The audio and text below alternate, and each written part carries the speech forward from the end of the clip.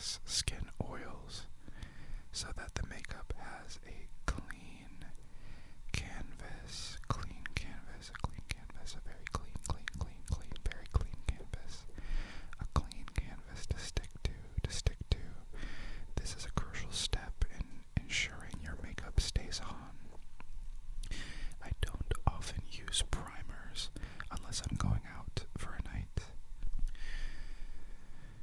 This is a step that I kind of invented for myself.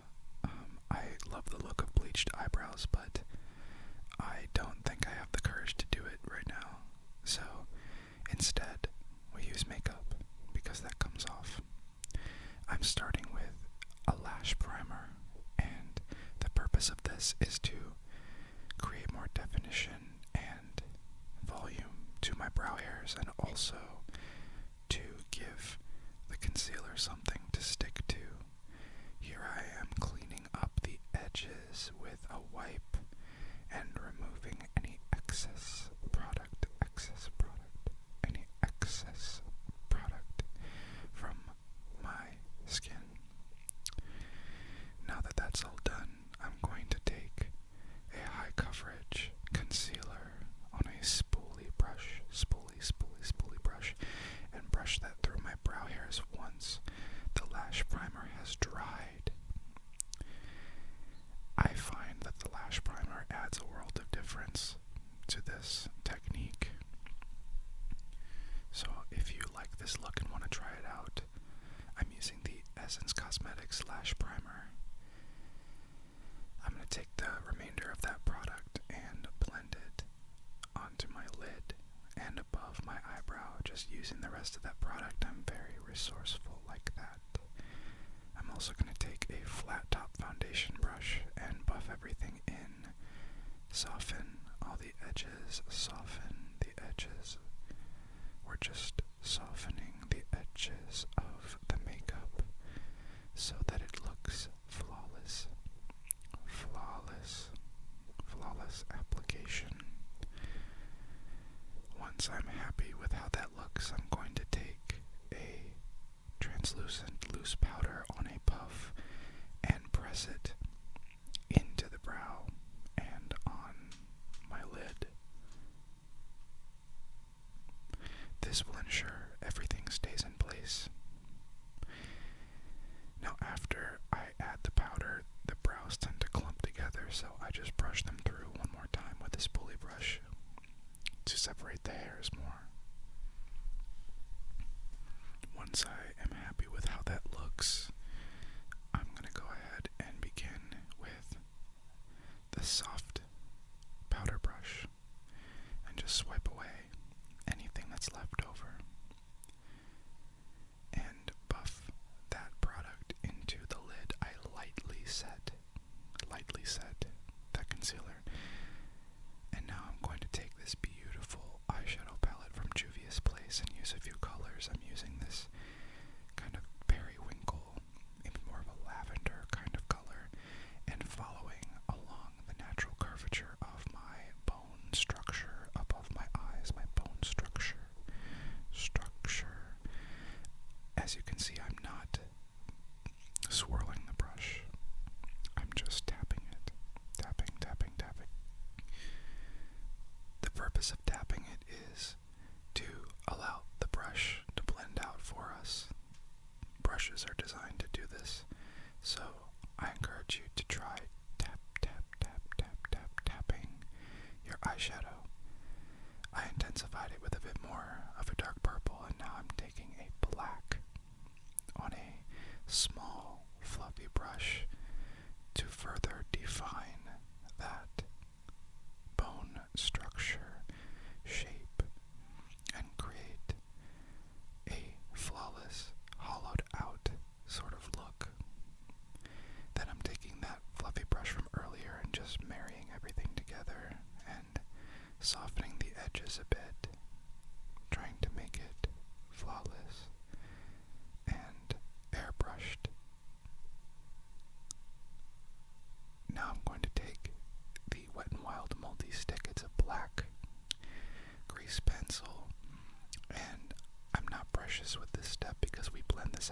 I'm just messily drawing on little black triangles on the outside of my eye, just laying down that pigment so I can buff it out and make it look more soft in a moment. But I think this look is rather beginner friendly because it doesn't require a lot of precision. You just take your time and tap with that brush instead of swirling or buffing. That can cause it to look a little muddy, so a fluffy brush and some tapping, you can see I'm swiping out at the edges a little bit once it's blended, and wiping off the brush with a makeup wipe also helps to further blend and diffuse without dragging the product too far up or out of the areas we're trying to keep it contained in. I'm going to take a different brush with some gray eyeshadow, and that gray is to further diffuse the black. Now, once we have blended out that black, you can see it does look a bit gray, so I'm going to intensify it with a dark black matte eyeshadow, dark black matte eyeshadow, dark black matte, dark black matte. I really like how this looks just by itself, to be honest. It looks really great. Now that we have added the black on top, we're going to add that same pencil to the bottom, the lower lash line, and buff that out using that pencil brush. And I am mimicking the shape of a shadow of a lower lash, but exaggerating it, and I call this the butterfly eye, butterfly eye, because obviously it looks like butterfly wings a little bit. And with that black matte eyeshadow setting everything in place, using my color switch to wipe off my brush. Now I'm taking a glitter liquid shadow from Ulta Beauty Collection. It is gorgeous. And pro tip for anyone who's just looking to get into makeup, this is such a beginner friendly product. A liquid eyeshadow or a cream eyeshadow with an applicator. It's so easy to use and amplifies any look immediately. And who doesn't love a little bit of silver glitter? Since I have hooded eyes, I am carving out that shape a little bit above where my crease is and tapping it with my finger, tapping, because glitter eyeshadows, mainly the cream and liquid ones, tend to look a little clumpy if you don't do this, so I'm just diffusing it further. Now I'm taking a felt tip eyeliner pen, shaking it up and tapping it on the back of my hand, tapping. That ensures that the product is delivered to the tip of the pen and you get flawless application. Now I'm once again not being precious with this. I'm just lining my upper lash line, and then I will begin to draw on my tear duct lines underneath. That is just a little line below the tear ducts, a line below the tear ducts, to further emphasize the shape of the eye and give it more of a gothic edge, I would say. I'm going back in with that lash primer there on my eyelashes this time, the way it's meant to be used. Now, I love this product. It's $5 and it's a wonderful amplification to your mascara routine. And now I'm going to go in with the Essence Cosmetics Call Me Queen mascara. This is a waterproof mascara, waterproof. It's waterproof. Did I mention it's waterproof? And I'm just brushing it up and out. I'm not shimmying the brush. I'm not rolling it. I'm just brushing it out as humanly possible. That makes the lashes look best and not clumpy. I make sure to remove any excess product from the tip of the applicator, and just brushing until I'm happy with how that looks. Now this step is optional, and I don't think it was necessary. I just had an idea and worked with it. I'm using a white shadow stick all over my face, and my theory was that it was going to blend with my foundation to make it appear more pale.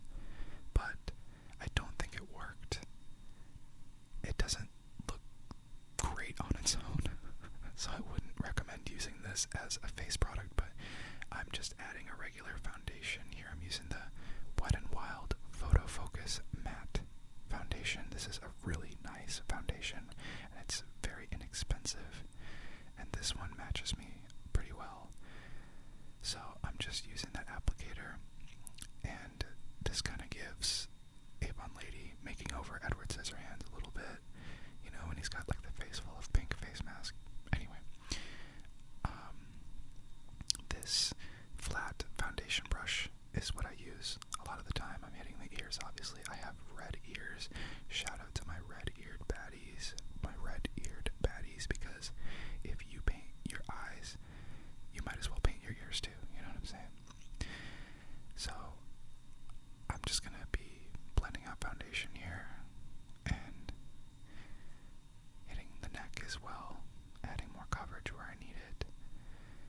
And since this is more of a gothic look, I like to go extra pale and paying close attention to my entire face to make sure it's consistent and blended.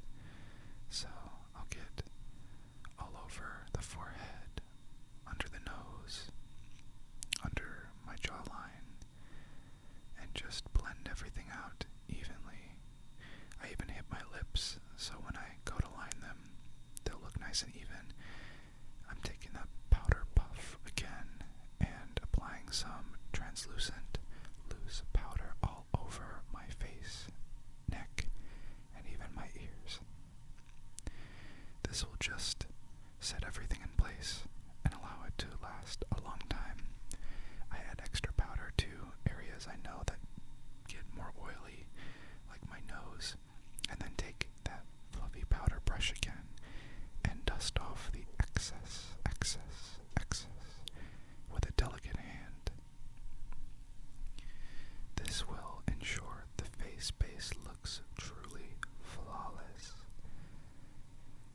Taking my time to ensure that powder reaches every wet point of the foundation, and as you can see, it looks supernatural.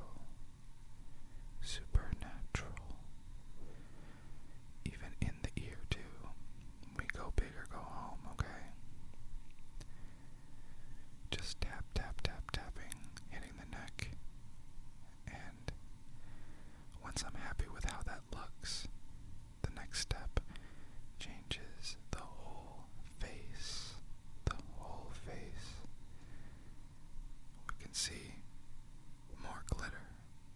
I feel like this step changes everything. Also, look at how beautiful that is. It's unreal. It's an Wet n Wild duochrome, multi-chrome pigment, and it's purple with a green reflect, and it has some blue in it and some gold, and on top of that, silver. I mean, it wasn't necessary, but I'm extra. I don't know what to say. I'm just geeking out about how beautiful that is in this video multiple times. I'm like, oh my god, it's amazing. So, I'm also going to intensify that black more, just because I want it to be even darker and more dramatic. So, I'm just tapping that and then buffing it out. Tapping, then buffing. Call me Buffing the Vampire Slayer. Now I'm going to repaint my butterfly wings, because I totally went over them when I painted on my foundation, but that's okay. Now I'm going to take this Wednesday Addams NYX contour palette that was on clearance, shout out Ulta, and it was the only powder contour I could find in store that would match my skin tone because I am so pale. I'm mixing the two lightest shades and hitting my cheekbones so I don't just look like a color. I don't want to just look like a color. I want to have some definition and dimension, so I pull up the excess product onto my forehead just a little bit, and then I even hit my nose a bit, just so there's more definition and value. I'm going to take this NARS blush and hit the top points of my cheekbones. I really like this blush, and I know many goths are not pro blush, but I like it on me. I think I went a little ham on my nose though, so I took a white pressed powder from that contour palette just to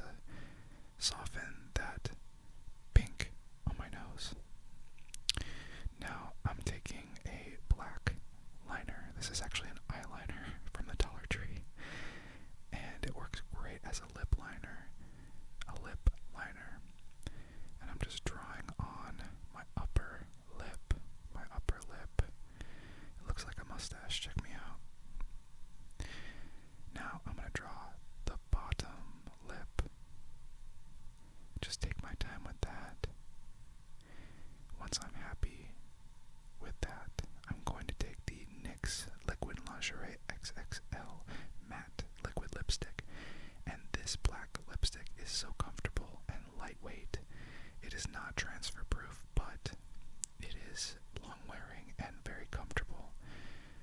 I love black lipstick. I think everyone looks great with black lipstick. Everyone looks great with black lipstick. Now, I'm taking a shimmer on my fingertip and applying it to the tops of my cheekbones. I'm starting by swiping and then I'm tapping to activate that glitter a little bit and make it more shimmery and brilliant. Just kind of finessing, marrying it with the skin, just playing around with it until it looks how I want it to look. Now I'm feeling it, but we could stop here. But you know I didn't.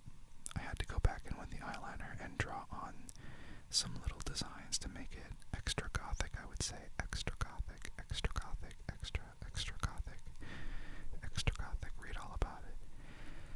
I drew these little lines. I start from the bottom and then gradually add more pressure so I get these lines, and I'm drawing little crosses around my eyes. I really like how this turned out. It looks so cool and graphic and easy to do, but on the dance floor it looks amazing. So I'm adding a black lip gloss from NYX as well. This is the Butter Gloss. It's a black lip gloss. You could wear it on its own. It's so pigmented, but I wanted to just have the blackest black lipstick possible and make it look shiny like vinyl. So topping that off, and now it's rock and roll, baby. I love this look. I love how it turned out, and I hope you'll give it a shot, or at least borrow a couple techniques, and let me know what you think of this whole look. Thank you for watching, and if you have any ideas of what you want to see next, let me know.